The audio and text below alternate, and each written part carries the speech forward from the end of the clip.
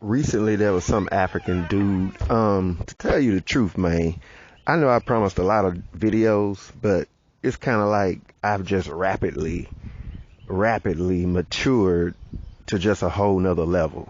Like for real, for real. And a bunch of the stuff that I just used to talk about, it's like I don't even care about talking about it no more, man. Cause I didn't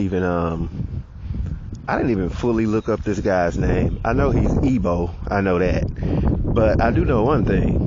When it comes to this guy that was recently killed by the white girl, the OnlyFans model, there are no Africans that are saying anything about it. It's nothing. I did see the interview with his family. They want justice, needless to say. But I think one thing that has to happen in these particular type of cases is that black American people got to maintain their discipline, man, because the Africans are not saying anything. I mean, nothing. It's silence. They won't utter a fucking word. I mean, there's a handful of them. And I've seen more African women specifically. Well, number one, African men. That's who's silent. They don't have anything to say. And then African women, they ain't got nothing. They've done nothing.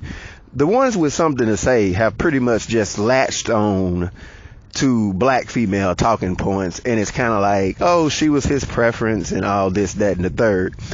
And I'm gonna try to squeeze two different things up in here, man, and I hope y'all can read it.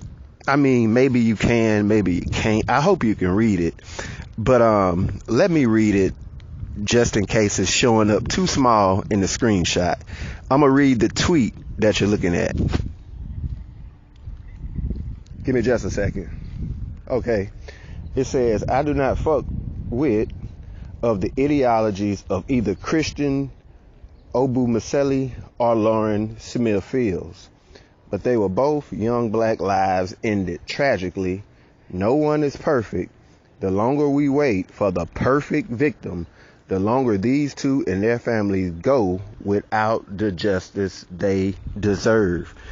That is the most mature tweet that I've seen. As a matter of fact, I probably won't even do a double cut, because I was going to put the tweet up and then put the the image of the guy up, but instead I'm gonna just put this tweet up there, and I'll just put his name in the title to this video. And that's the deal. I mean, when stuff like this happen, you've seen my developmental mature view of the whole situation with Asia Menard. That was a murder, man.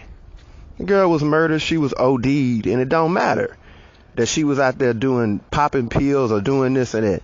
You know how many women, how many black folks is out here smoking blunts? You can't ride down the street. You can't ride down the motherfucking street without smelling some smoke billowing up out of a nigga's car. Excuse me for saying the N-word. You can't do nothing.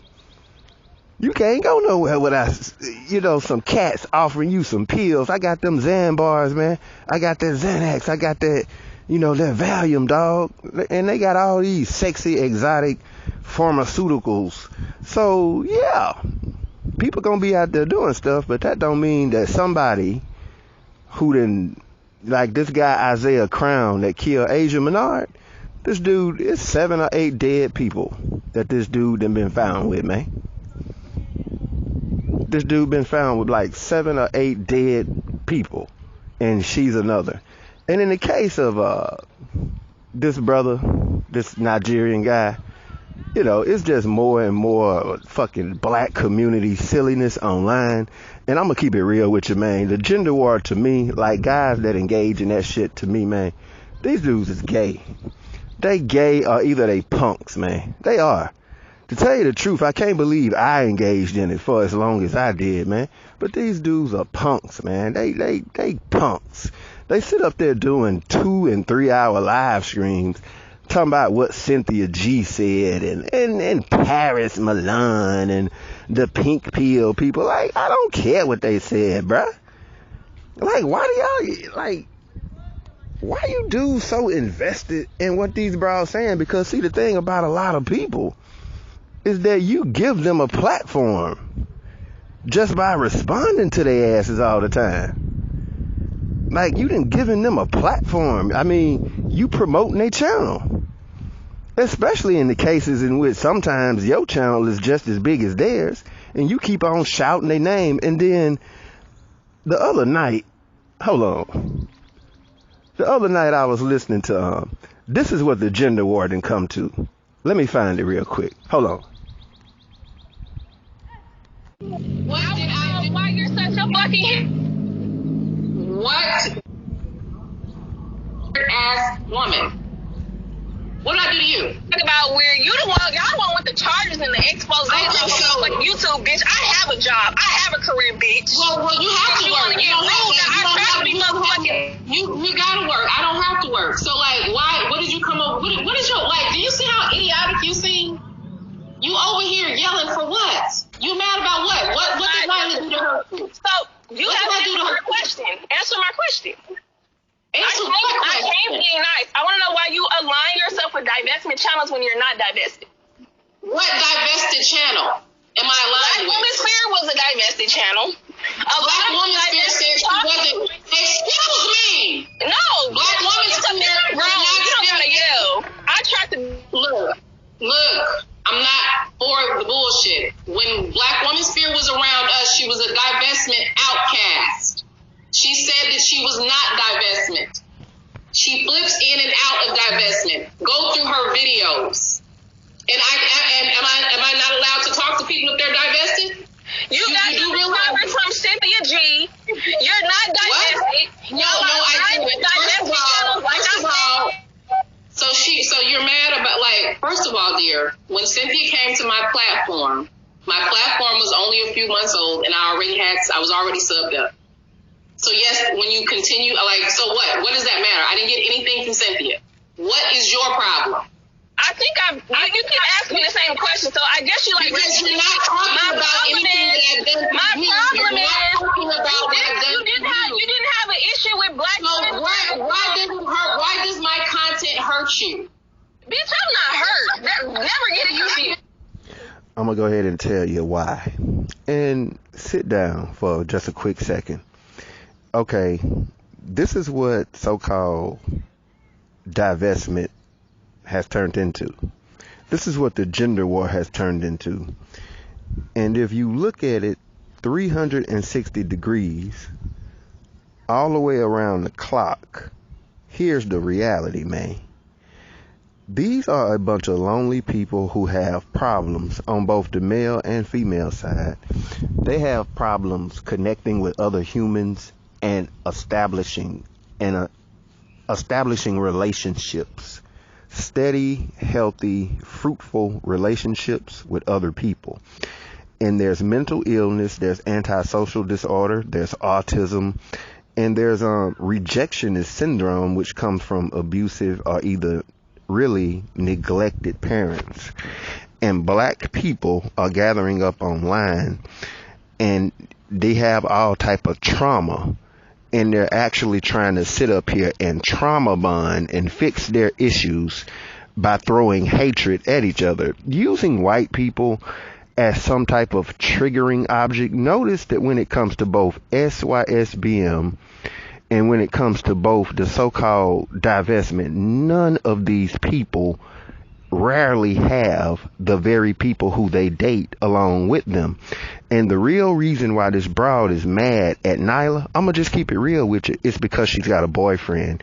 And they're antisocial, and like I said, there's autism, and they're upset at her. It's just like you might see a group of 3 autistic guys, and then let's say one of them, he doesn't even have to get a girlfriend.